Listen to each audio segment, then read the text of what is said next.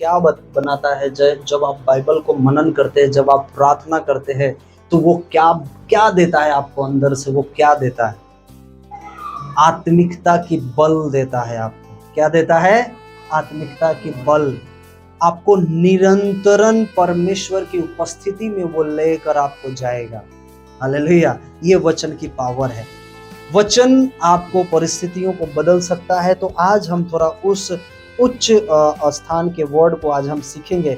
एक मसीह लाइफ में, एक मसीह के जीवन में कैसा वचन होना चाहिए। हालेलुया। मैं सच कह रहा हूँ कि जब आराधना करते हैं, आप कुछ भी करते हैं उसमें थोड़ा सा अगर कम हो जाए चलेगा, लेकिन जब आप आराधना करते हैं, आराधना एकदम आत्मा से आराधना करना। हालेलुया। आराधना ही बेस्ट पार्ट है आपके मसीही जीवन में जीने के लिए। आमेन। हालेलुया। ये पहला स्रोत है। एक व्यक्ति जब वो नया आता है तो बहुत कुछ उसे वचन का नॉलेज नहीं होता। इसी कारण वो आप देखेंगे कि वो अपने लाइफ में वो कभी पापों में गिरेगा, कभी पाप से वो बाहर आएगा, फिर कभी पापों में गिरेगा, फिर कभी पापों से बाहर आएगा। लेकिन एक चीज मैं आपको बताना चाहता हूं कि अगर वो नया व्यक्ति जिस दिन से परमेश्वर की आराधना करना सीख लेता है, जान लेता है, तो ये ऑटोमेटिक परमेश्वर का आत्मा उसके अंदर उतर कर वो आपको वचन में भी बढ़ोतरी के साथ में लेकर जाने की कोशिश करता है। हालेलुया। तो ये आराधना हमारे बेस्ट ऑफ पार्ट है हमारे मसीह लाइफ का। इसलिए आराधना आप खुलकर करना अपने लाइफ में, यीशु मसीह के नाम में। हालेलुया। आपके अंदर वो जिज्ञासा होनी चाहिए, आपके अंदर वो भूख, आपके अंदर वो प्यास होनी चाहिए। कितने लोग ऐसे हैं जिनको हमने देखा है कि जब आराधना खत्म हो जाता है तब वो मीटिंग में अटेंड करते हैं। क्यों? पता है कि आराधना हमें कोई इंटरेस्ट नहीं है। जब वचन जाएगा, जब प्रेयर होगा, तब हम मीटिंग में अटेंड करेंगे।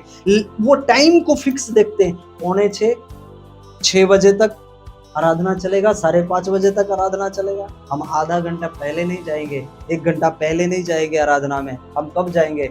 जब आराधना खत्म हो जाएगा तब पहुंचेंगे। तो आप अपने लाइफ में एक हिस्सा, एक पार्ट तो आप खो दिया है। तो ये दूसरा रिलीज कैसे होगा आपके जीवन में? ये दूसरा कैसे काम करेगा? तो ये काम करने के लिए जब परमेश्वर ने जो आज्ञा दिया है, उस आज्ञाओं को मुख्यतः आपको अपने जीवन में पार्ट के रूप में एक्सेप्ट करना पड़ेगा कि एक एक आज्ञा वो हमारे जीवन के लिए वो ब्लेसिंग और वो आशीष का कारण है। तो हमें हर एक काम को करना है जो कलीसिया के द्वारा किया जाता है, जो मसीह हमें सिखा कर गया है, जो बता कर गया है, जो चेला प्रचार किया है, जो उसके नबी लोगों ने प्रचार किया है, वो चीज जो सिखा के गया है, हमें भी वैसे करने की जरूरत है। ये आपको एक अंदर से, आपके अंदर वो जिज्ञासा, आपके अंदर से वो आत्मा, वो भूख और वो प्यास होने की बहुत जरूरत है। हालेलुया। मैं आज आपसे कहना चाहता हूं, जब आप आराधना करते हैं, आपके रास्ते जो बंद होते हैं, परमेश्वर वो खोल देता है। ये आराधना इतना पार्ट है आपके, इतना सामर्थी आराधना होती है आपके लाइफ से। हालेलुया। आपको वचन याद नहीं रहेगा, लेकिन आप जब आराधना करोगे, परमेश्वर का धन्यवाद करोगे, परमेश्वर प्रसन्न होगा आपसे। हालेलुया। परमेश्वर खुश होगा। इसीलिए तो लूसीफर जब वो गिराया गया, जो 3 स्वर्गदूत में से एक स्वर्गदूत था लूसीफर, वो लूसीफर क्यों गिराया गया? वो आराधना करने वाला व्यक्ति था, वो आराधना करने वाला स्वर्गदूत था, लेकिन वो उसके जीवन में, उसके मन में ऐसा वर्ड आ गया जो वो घमंड करना स्टार्ट कर दिया। और वो घमंड किया। परमेश्वर के सामने कोई घमंडी व्यक्ति परमेश्वर को पसंद नहीं है। मैं आज आपसे कहना चाहता हूं, जितने आप झुकोगे, जितने आप नम्र बनोगे, जितने आप डाउन होगे, परमेश्वर आपको उतना बढ़ाएगा। वो हमारा परमेश्वर है। हालेलुया। वो लूसीफर ने ऐसा घमंड किया, अरे मेरे जैसा तो कोई आराधक है ही नहीं। समझ रहे हैं मैं क्या कह रहा हूं? मेरे जैसा कोई परमेश्वर की आराधना करने वाला तो कोई है ही नहीं, कोई खुश करने वाला नहीं है। मैं आज आपसे कहना चाहता हूं, लूसीफर को परमेश्वर ने क्या कर दिया? उस जगह से, उस स्थान से निकाल दिया और वो गिरा दिया गया उस स्वर्ग से इस पृथ्वी पर। और उसके जगह पर, आपको बताऊं, उसके जगह पर परमेश्वर ने किसे तैयार किया? हम सभी को तैयार किया। किस लिए? कि हम उसे खोल कर आनंद के साथ उसकी आराधना कर सके। हालेलुया, उसकी महिमा कर सके। इसलिए यूहन्ना की पुस्तक में कहता है, बाइबल कहती है, परमेश्वर ऐसे आराधकों को ढूंढता है जो आत्मा और सच्चाई से उसकी आराधना करना चाहता है। हालेलुया, वो आपको चुनेगा, वो आपसे प्रसन्न होगा, वो आपसे खुश होगा और आपके घर में वो कमियों और घटियों को वो निकालेगा और ब्लेसिंग को आपके घर में वो स्थापित करेगा। वो हमारा प्रभु है। आमीन। Hallelujah, hallelujah, hallelujah. परमेश्वर ने मदद किया, परमेश्वर ने सहायता किया। और लेकिन यहां पर आया, आपने देखा कि मैं कैसे आराधना कर रहा था? आपने देखा वो लय, वो अंदर से वो आत्मा अगुवाई करता है, वो बोलने की वो अगुवाई करता है। सुबह में आराधना किया, वो जिज्ञासा आपके अंदर होना चाहिए, वो तरफ, वो भूख और वो प्यास आपके अंदर होना चाहिए। हालेलुया। कुछ भी हो जाए, सर दर्द हो, बुखार हो, पेट दर्द हो, कुछ भी हो जाएगा, लेकिन मैं परमेश्वर के भवन में आना बंद नहीं करूंगा यीशु के नाम में। हालेलुया, कभी बंद नहीं करूंगा मैं, क्योंकि ये मेरा पार्ट है परमेश्वर के उपस्थिति में चलने के लिए। हालेलुया, ये बेसिक है, ये बेसिक चीज है हमारे काम को, जो परमेश्वर में हमें चलने की आवश्यकता होती है। इसलिए जो उसकी आज्ञा है, वो कौन लोग ऐसे हैं जो ये काम को करने की कोशिश करते हैं? ये कौन ऐसे लोग हैं, कौन विश्वासी है जो ये काम करने के लिए कोशिश करते हैं? अगर मुझे सतावा है, अगर मुझे कोई तकलीफ हो, कोई दर्द हो, कोई प्रॉब्लम हो, कोई समस्या हो, लेकिन फिर भी मैं परमेश्वर के भवन में जाना बंद नहीं करूंगा यीशु के नाम में। हालेलुया, चाहे कैसी भी मुसीबतें क्यों ना आ जाए।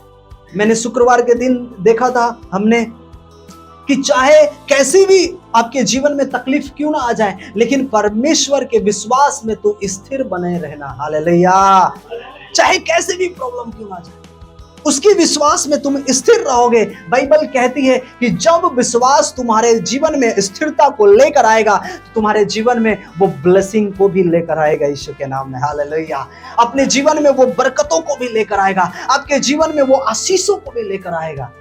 तो कौन ऐसे लोग हैं जिनको हमें परमेश्वर को खुश कर कर उसकी आज्ञाकारिता में, उसके वचनों में हमें चलने की कोशिश करना है? हालेलुया। द ग्रेटेस्ट कमांडमेंट हमारे लिए क्या है, जो यीशु मसीह ने इस पृथ्वी पर आने के बाद हमें और आपको और लोगों को दिया? हमने 10 आज्ञा को देखा। आपने 10 आज्ञा को देखा ना? 10 आज्ञा आपने पढ़ा ना? 10 आज्ञा वो मूसेस के समय में पुराने करार में था, वो 10 आज्ञा है। लेकिन जब ये यीशु मसीह आया इस पृथ्वी पर, और यीशु मसीह ऐसे लोगों के बीच में रहा जो पापी थे, जो दुष्ट थे, जो व्यभिचार करने वाले थे, जो दूसरे का जमीन भी हड़पने वाले थे, जो क्रोध भी करने वाले थे, जो लोगों को सताने वाले भी थे।